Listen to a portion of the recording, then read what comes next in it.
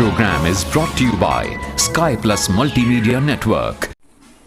तुम्हारे हर सितम पर मुस्कुराना हमको आता है, लगाओ आग पानी में बुझाना हमको आता है, बुझाना चाहते हो तो बुझा डालो हवा बनकर, मोहब्बत के चिरागों को जलाना हमको आता है। नमस्कार, आदाब, मैं कलाम अजनबी और आप देख रहे हैं sky plus news. Sky plus news के रूबरू प्रोग्राम में आप तमाम नाजरीन और व्यूवर्स का स्वागत है, इस्तकबाल है, खैर मकदम है। नाजरीन, जैसा कि आप जानते हैं कि हम रूबरू प्रोग्राम के तहत आपके सामने ऐसी ऐसी शख्सियात को पेश करते रहे हैं जो हमारे माशरे में कहीं ना कहीं गुमनामी की ज़िंदगी बसर कर रहे हैं या गोशा नशी हैं। हमारी कोशिश है कि हम ऐसे नगीने को तलाश कर आपके सामने पेश करें। तो आइए रूबरू प्रोग्राम के इस एपिसोड को आगे बढ़ाते हुए हम आपकी मुलाकात एक ऐसी शख्सियत से कराना चाह रहे जिन्होंने अपनी मुख्तसर सी ज़िंदगी में ऐसे ऐसे कारनामे अंजाम दिए जिसे हम कभी फरामोश नहीं कर सकते। मैं बात कर रहा हूँ 24 घंटे अवामी खिदमत में मुनहमिक रहने वाले एक ऐसे नौजवान की जिन्होंने मुल्क गिर पैमाने पर हर छोटे बड़े हादसात और वाक़यात और आफात के मौके पर आवाम के दरमियान डटे रहे। तो आइए आपकी मुलाकात कराते हैं जनाब सुल्तान मजहरी से और जानते हैं कि आखिर उनके दिलों में आवाम के तई यह जज्बा क्यों कर बेदार हुआ। सुल्तान मजहरी साहब, आपका मुख्तसर तारुफ जानना चाहेंगे। पहले बहुत बहुत शुक्रिया, स्काई प्लस स्टूडियो में हमको बुलाया गया। मेरा नाम सुल्तान मजहरी है। 1990 में मेरा जन्म हुआ। इब्तदाई तालीम हम मदरसा दारुल उलूम सबील इरशाद सालेपुर फलका से किए और मैट्रिक हम MBTA इस्लामी हाई स्कूल से पास किए हैं। पोस्ट ग्रेजुएट मानू से किए हैं। अफाजिल है मौलाना मंजूर हक अरबी फ़ारसी यूनिवर्सिटी पटना से। जैसा कि सोशल मीडिया से जुड़े लोगों को मालूम है कि गुज़िश्ता कई सालों से आप अवामी खिदमत में पेश रहे हैं, आखिर आपके दिल में ये जज्बा कब और कैसे बेदार हुआ? अपना तो काम है कि जलाते चलो चिराग, अपना तो काम है कि जलाते चलो चिराग, रास्ते में चाहे दोस्त या दुश्मन का घर हो। 2008 में जब कोसी में तबाही आई थी, बहुत बड़ी तबाही थी, हम इत्तेफाक से उस वक्त फाविजगंज में थे। उस वक्त तबाही ने उसको मिनी क़यामत कही। असल में ऐसा था कि हम लोग जब फाविजगंज में थे तो हमने देखा कि जिस तरह पानी रातों रात पानी आया, पूरा गांव का गांव तबाह हो गया। अब लोग के साथ हालत ये हो गई, लोग बह रहे हैं, ना खाने का है ना पीने का है, लोग बुरी तरह परेशान थे। तो हमको समझ में आया कि आज वक्त है, ये वक्त आज है लोगों की मदद करने का। तब से हमने शुरू किया प्रोग्राम लोगों को कश्ती से बाहर निकालने का। लोगों के लिए हम जगह कैंप बनाए, 700-800 आदमी का कैंप बनाए, वहाँ पर लोग को रहने खाने का इंतज़ाम किया। शुरुआती ज़िंदगी मुक्त वहीं से हुई मेरी। कहने का मतलब यह कि आप पहली बार आवाम के दरमियान कोसी के तबाहकुन सैलाब के मौके पर आए, वहाँ आपने क्या देखा? असल में जब कोसी में तबाही हुई थी, जो सैलाब आई थी, बहुत बड़ा तबाही था। 18 अगस्त का मौका था। जब हम देखें कि लोग पानी में, जब लोग का गांव तबाह हो गया, लोग का गांव बर्बाद हो गया, लोग परेशान हो गए, तो उस वक्त से ही हम अपनी ज़िंदगी का जो सोशल वर्क बड़े पैमाने पर शुरू किए। सामाजिक कार्य में तब हम सक्रिय होकर आए। तब से हमको लगा कि लोग को मदद करना चाहिए और हम पूरे मेहनत से, पूरे शिद्दत से लोगों का मदद किए। बहुत लोग को बचाएं, बहुत का अनाज का खाने का इंतज़ाम किए हैं, डॉक्टर मेडिकल का इंतज़ाम किए हैं। ऐसा देखा गया है कि मुल्क हो या रियासत या फिर ज़िला, जहाँ कहीं भी कोई जुल्म वाक़यात या हादसात पेश आते हैं, सबसे पहले आप सड़कों पर होते हैं, सियासी पार्टियां बाद में। ऐसा क्यों? असल में हम सामाजिक कार्यकर्ता हैं, सियासत से मेरा ताल्लुकात तो है नहीं। जब भी कहीं जुल्म होता है, जाति होता है, कोई परेशान होते हैं, तो हम सबसे आगे आना चाहते हैं। हम चाहते हैं कि आवाम की आवाज़, उनका दर्द को समझ के हम हुकूमत तक पहुंचाना चाहते हैं कि ये दर्द है, ये मुसीबत है, इसलिए हम सबसे पहले आगे आते हैं। NRC की लड़ाई बहुत तवील चली, इस मौके पर आप बढ़ चढ़ कर हिस्सा लिए, आखिर इसका हासिल क्या रहा? साहब, NRC की लड़ाई ख़त्म नहीं हुई है। लड़ाई चल रही है। बीच में लॉकडाउन लगा था जिसके कारण प्रोटेस्ट कम दिखा आपको। लड़ाई ख़त्म नहीं हुई। ये लड़ाई मेरे बच्चे के भविष्य की लड़ाई है, ये मेरी नस्ल की लड़ाई है, ये लड़ाई मेरी वजूद की लड़ाई है। जब कोई आपको बोल दे या कोई आपको बोल दे कि आप एक गांव से निकल जाओ, तो उस वक्त तो लोग बर्दाश्त नहीं कर सकता। आप तो साहब शहर से क्या, आप देश से निकालने की बात कर रहे हैं। तो लड़ाई ख़त्म होगी? ये लड़ाई ख़त्म नहीं होगी। गिरते हैं सहसवार मैदान जंग में, वो तिफल क्या गिरे जो घुटनों के बल चले। अभी हाल में पूरे मुल्क में लॉकडाउन रहा, इसमें आपका क्या रोल रहा? देखिए, जैसे गवर्नमेंट ऐलान की कि जनता कर्फ्यू, 1 दिन का जनता कर्फ्यू लगेगा, तो बहुत से लोग जो सफ़र में थे सोचे 1 दिन का मसला है, चल जाते हैं। बहुत से लोग कहीं कहीं रुक गए।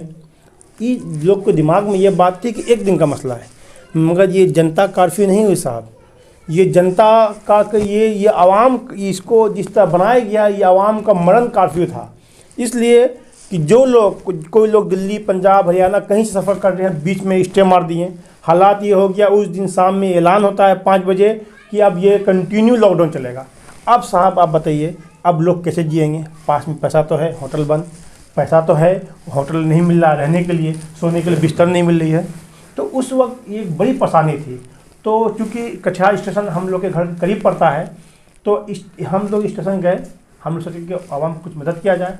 जब वहाँ देखें, वो एकदम नफसी का हाल था। लोग खाने के बगैर बेचैन थे, बच्चे की दवाई नहीं मिल रही थी, बच्चे को दूध नहीं मिल रही थी, और जो बीमार थे वो परेशान थे। तो हमको लगा कि ये वक्त है, अगर आज हम खड़े नहीं हुए तो आने वाला नस्ल, आने वाला वक्त हमको माफ़ नहीं करेगा। क्योंकि सामाजिक कार्यकर्ता, सामाजिक कार्य हमेशा हम सक्रिय रहें। हमने सबसे पहले कटिहार में 22 तारीख को जनता कर्फ्यू के दिन से ही लॉकडाउन में लोगों को मदद करना शुरू किया। खाने का इंतज़ाम किया, दवा का इंतज़ाम किया, लोग के रहने जहाँ जो सुविधा हो सका, लोग कैसे जाएंगे, ये हमने रास्ता मुहैया करवाया। आप इनकलाबी जहनीत रखते हैं, हर तहरीक में आप इनकलाबी अशार से लोगों में तहरीक पैदा करते रहे हैं। चंद अशार सुनाने की जहमत करेंगे? हमें क्या आप अंजाम मोहब्बत से डराते हैं। एक साहब ने बता दिया भाई एनआरसी आ रहा है, आपको मुल्क से निकाल दिया जाएगा। साहब पहले उनको हम बता दें, मेरा इतना ही जवाब है। 2 लाइन हम बताना चाहते हैं। हमें क्या आप अंजाम मोहब्बत से डराते हैं, हमारे ही खून से हर दौर का आगाज़ होता है। वाह, बहुत अच्छा। चंद अशार और सुनाने की जहमत करें अगर। एक बात हम बता दें, असल में आपने एक बात कहा कि सियासत में आप आना चाहते हैं या नहीं। सियासत का जो रोल है, इस 4 लाइन बता रहे हैं आपको सियासत क्या है। जिधर से गुजरो धुआं बिछा दो, जिधर से गुजरो धुआं बिछा दो, जहाँ भी पहुँचो धमाल कर दो। तुम्हें सियासत ने हक दिया है, हरी ज़मीनों को लाल कर दो। अपील भी तुम, दलील भी तुम, गवाह भी तुम, वकील भी तुम। जिसे चाहो हराम कर दो, जिसे भी चाहो हलाल कर दो। आपने अभी तक किन किन शोबे में बढ़ चढ़ करके काम किया है, हिस्सा लिया है? देखिए, असल में हम शुरुआत की आपदा से, बाढ़ बहुत बड़े पैमाने पर आया था। ये किस सन की बात है? 2008 में। 2008 में आपने। उसके बाद हमने 2009 में जनगणना जो हो रहा था, हमने पूरे कटिहार में माइक लेके, रिक्शा में माइक बांध के घूमे कि भाई जनगणना करवाइए, SCCC करवाइए। SCCC आपकी वजूद बताती है, आप कब से आए, कहाँ से आए, आपका घर का हालात क्या है। हमने बड़े पैमाने पे पूरे शहर में जहाँ तक हो सका हम माइक लेकर लोगों को जागरूकता की। आप अभी तक किन किन शोबे में बढ़ चढ़ करके काम किया है आपने? असल में हम शुरुआत तो आपदा से किए थे, जो कोसी में बाढ़ आया था। उसके बाद तवील लड़ाई फिर मेरी SCC को लेकर चला, जिसमें लोग को जागरूक किया गया कि ये जो 2010 में जो जनगणना हुआ, आर्थिक जाति जनगणना, उसको लेके हम बहुत बड़े पैमाने पे माइक लेके, रिक्शा लेके लोग को जागरूक किए कि जनगणना हो रहा, हर आदमी करवाए, क्योंकि 10 साल में गवर्नमेंट का बहुत बड़ा जनगणना था ये। उसके बाद हमारी लड़ाई तवील चली, AMU को लेके। AMU किशनगंज में बने, कटिहार में बने, मगर बने AMU को फंड को लेके, AMU कैसे स्थापना हो, इसको लेके तवील लड़ाई लड़े। स्टूडेंट को लेके, स्टूडेंट का जो स्कॉलरशिप है, वजीफ़ा है, उसको लेके बहुत लंबी लड़ाई लड़े हम।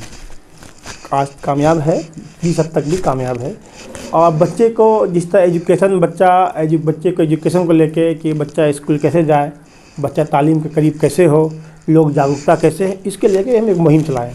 आसाम में एक घटना हुई थी बिहार के तलवा को वहाँ पीटा गया था, उसके खिलाफ भी आप सड़कों पर उतरे थे और एक सद्भावना, और क्या था वो? असल में खिलाफ नहीं उतरे हम, और देश, मेरा देश सब मिल के देश बना है। हम किसी स्टेट के खिलाफ नहीं थे। हम ये चाह रहे थे जो ये दूरी हो गई है आसामी बिहारी, ये दूरी ख़त्म, क्योंकि आसाम के सब लोग तो ख़राब नहीं है। जो लोग भी बिहारी को मारे थे या बिहारी पे हमला किए, खासकर हिंदी भाषी क्षेत्र को पीटा गया, तो वो उसको पूरा आसाम नहीं कर सकते हैं। ये एक माहौल बन गया था कि अब वो बिहारी को मारा तो हम आसामी को मारेंगे। इसको ख़त्म करने के लिए हम एक सद्भावना रैली या सद्भावना सभा किए, जगह जगह प्रोटेस्ट किए, लोग को बताएं कि हम शांति पसंद लोग हैं। ये पूरा हिंदुस्तान है, ना कि स्टेज वाइज, ना काज वाइज, ना कास्ट वाइज, ना ये भाषा। इसको ख़त्म करने के लिए हम प्रोटेस्ट के शक्ल में और एक सभा के शक्ल में हम इसको लगातार ऑर्गेनाइज़ किए। आज भी कहीं होता है तो इस तरह ऑर्गेनाइज़ करते हैं और लोग को बताते हैं कि हम सब एक हैं, भारतीय हैं। कुछ साल कबल दिल्ली में दामिनी रेप केस सामने आया था। पूरे मुल्क में एक तहरीक सी चली थी, आवाज़ उठी थी। उस वक्त भी आप बढ़ चढ़ करके इसमें हिस्सा लिए थे। क्यों ये हिस्सा क्यों लेना पड़ा आपको? असल में ये है कि जो दामिनी रेप केस का मामला था वो असल में वो ख़त्म नहीं हुआ है, आज भी समाज में वो है। वो एक दामिनी, क्योंकि बहुत बड़े पैमाने पर लोग उसको लेकर प्रोटेस्ट किए, ये बहुत कामयाब भी रहा और दोषी को फांसी भी हुआ। मगर हम चूँकि तब से एक लड़ाई लड़ रहे हैं कि ये सिस्टम ख़त्म हो जाए। ये जो रेप का सिस्टम है, ये लड़कियों के साथ जो छेड़खानी का मसला है, इसको ख़त्म करने के लिए एक लंबी तवील लड़ाई लड़ रहे हैं और लड़ेंगे जब तक कोई मसला हल नहीं होता है। कोई ऐसी कानून, कोई ऐसा मसला हल नहीं होता है, तब तक ये लड़ाई चलते रहेगी। वो ख़त्म नहीं हुई साहब, वो चल रही है वक्तन फ़वक्तन। बाज़ वक्त ऐसा देखा जाता है कि जो हुकूमत के ख़िलाफ़ जो तहरीक चलाई जाती है और जो उसके रहनुमा होते हैं, तो हुकूमत उसको बर्दाश्त नहीं करती, उसके ऊपर कई तरह के मामला दर्ज किए जाते हैं। क्या ऐसी सूरत हाल में आप जो तहरीक चला रहे हैं, आप जिन तहरीकों में हिस्सा ले रहे हैं, क्या आपको डर नहीं लगता? मैं डरा नहीं, मैं छुपा नहीं, कहीं छुप छुपा के खड़ा नहीं, जो डटे हुए हैं मुहाज पर, मुझे उन सफ़ों में तलाश कर। साहब डर किस बात की, डर? ये लोकतंत्र है ना, हम अपने हक मांग सकते हैं, संवैधानिक तरीके से हम अपनी बात रखते हैं, डरने की बात नहीं है। और हुकूमत में दुश्मन नहीं है। हम अगर वोट नहीं दी तो हुकूमत कैसे बनी? हम जिसको वोट देते हैं, जो मेरे गार्जियन होते हैं, उनसे हम मांग करते हैं, उन्हीं सामने हाथ फैलाते हैं। तो डर का मसला नहीं है, या हुकूमत की दुश्मनी का मसला नहीं है। वो सरकार है, 5 साल आ जाएगी, कब चल जाएगी। आवाम तो हमेशा है, हम वोट तो हमेशा देंगे। इधर कुछ महीनों से सोशल मीडिया से आप दूर रहे हैं, ऐसा क्यों? असल में हम सोशल मीडिया से दूर नहीं रहे, चूँकि लॉकडाउन इतना बड़ा इशू था, इसको लेके आदमी इसको ऑर्गेनाइज करने में, मतलब जिस तरह लोगों को हेल्प करने में हम बहुत मसरूफ़ रहे थे। और आवाम जानती है कि हम आवाम के बीच थे, सोशल मीडिया पर नहीं आ सके किसी कारण, या हमारे जो सोशल मीडिया हमको लगातार प्रमोट कर रहे थे वो नहीं कर पाए, ये हो सकता है।